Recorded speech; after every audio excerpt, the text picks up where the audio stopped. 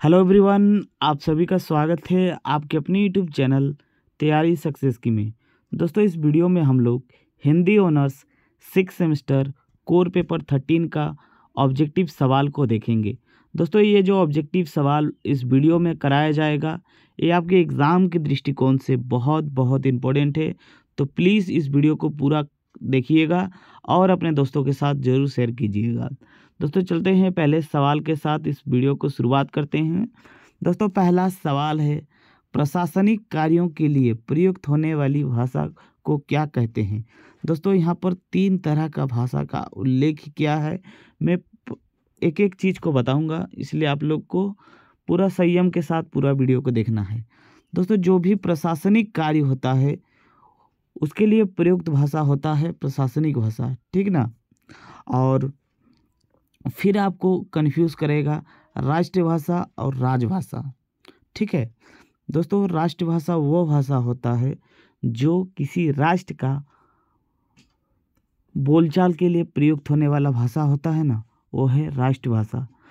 दोस्तों, देश में बहुत तरह का भाषा होता है, ठीक ना, लेकिन कोई एक या दो भाषा ऐसा होता है जो राष्ट्र का भाषा होता है ना। तो वो है राष्ट्रभाषा। और राजभाषा वो है जो राष्ट्र का ऑफिशियली काज होता है, ठीक ना।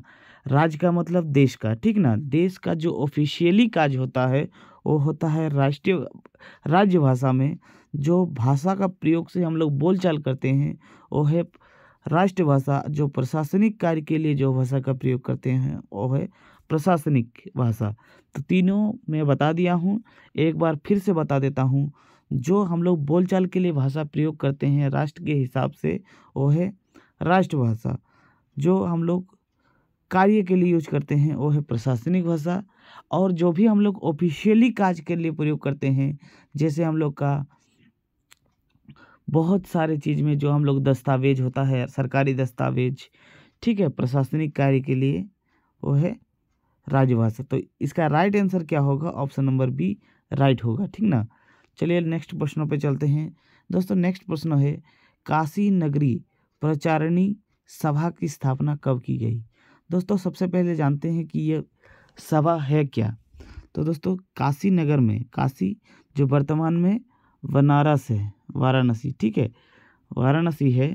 तो वाराणसी में एक सभा का आयोजन किया गया था। दोस्तों, वो सभा का आयोजन कब किया गया था? 1893। और इसी टाइम ये सभा का स्थापना हुआ था। दोस्तों, इसमें आप लोगों का ये जो ऑप्शन है ये आप लोगों का देखने को नहीं मिल रहा है, इसलिए आप लोग यहाँ पर ध्यान दीजिएगा। 1893 में श्याम सुंदर दास, ठीक है, ध्यान सुनिएगा दोस्तों, सुंदर दास ये आप लोगों का ये सभा के अध्यक्ष के रूप में कार्य किए थे। कहाँ हुआ था? तो ये बनारस में हुआ था, ठीक है। दोस्तों, बात अगर करें कि ये जो सभा था तो इसका ज़रूरत क्यों पड़ा, ये क्या कार्य करता था, तो ये हिंदी भाषा को प्रचार प्रसार के लिए बनाया गया एक सभा था, ठीक ना। तो इसका आंसर हो जाएगा 1893। चलिए नेक्स्ट सवाल को देखते हैं। दोस्तों, नेक्स्ट सवाल है, परियोजना मुल्क हिंदी सिद्धांत और उपयोग का लेखक। तो दोस्तों, ये जो परियोजना मुल्क हिंदी सिद्धांत का उपयोग और लेखक कौन है? वो है दंगल झलोटे, ठीक है। तो ये हो जाएगा दंगल झलोटे। ऑप्शन नंबर जो डी है वो आपका राइट आंसर होगा। दोस्तों, नेक्स्ट सवाल है, संविधान के किस अनुसूची में भाषा को रखा गया है। दोस्तों, संविधान के जो 8वें अनुसूची है, संविधान के 8वें अनुसूची में 22 भाषाओं का वर्णन है। और ये जो 22 भाषा है दोस्तों, ये हम लोग का राष्ट्रीय भाषा है, ठीक ना। तो राष्ट्रभाषा दोस्तों, जब संविधान हम लोग का बना था उस टाइम पर सिर्फ और सिर्फ 14 राष्ट्रीय भाषा हुआ करता था, लेकिन दोस्तों वर्तमान में ये 24 भाषाएं हैं।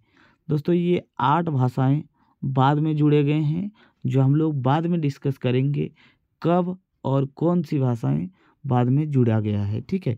इस प्रश्न का राइट आंसर हो जाएगा, अनुसूची में अगर पूछे तो हो जाएगा अनुसूची 8, ठीक है।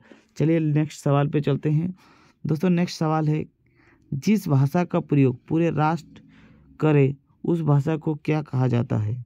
दोस्तों जिस भाषा का प्रयोग पूरा राष्ट्र करे उसे कहते हैं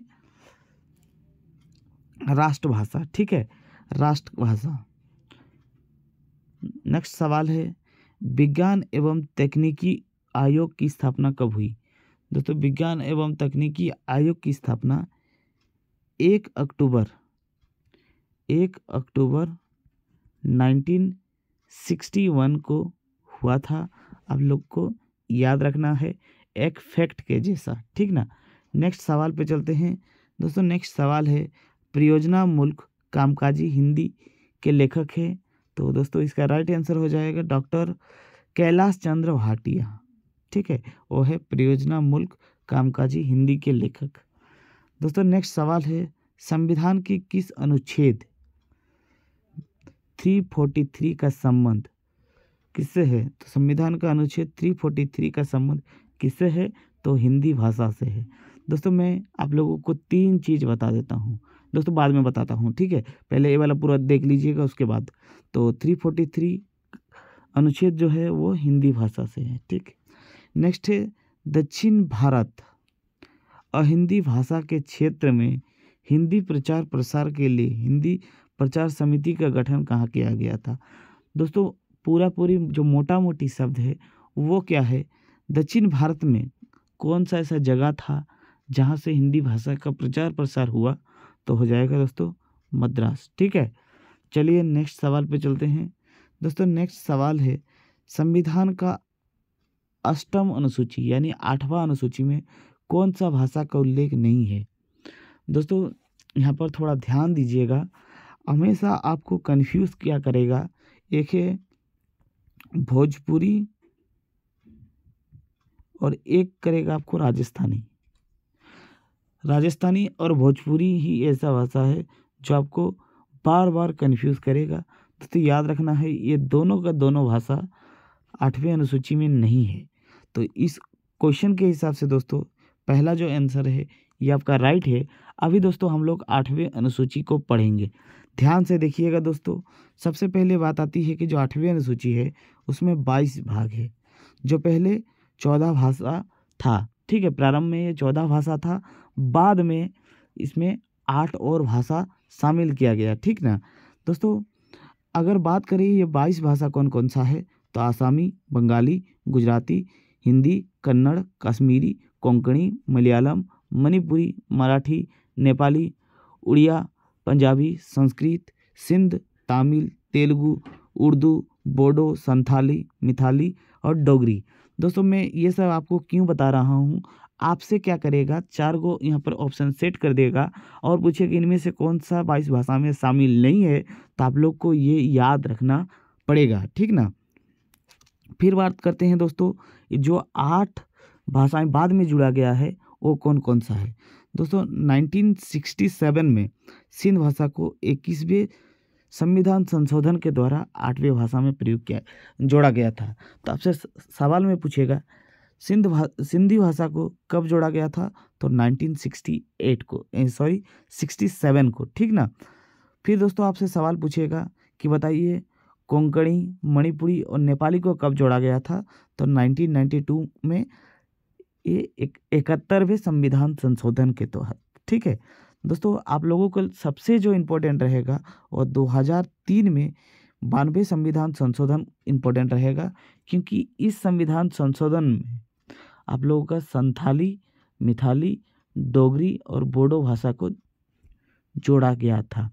दोस्तों अगर बात करें ये बोडो भाषा ये असम की है, डोगरी भाषा जम्मू कश्मीर की है, मिथाली बिहार में बोली जाती है और संताल झारखंड में। दोस्तों ये मिथाली या ये जो संथाली है ये दोनों आप लोगों को बहुत ही ज़्यादा इम्पोर्टेंट है, आप लोग को याद रखना ही होगा।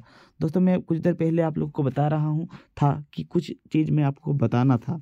ठीक है, आप लोग को याद रखिएगा दोस्तों।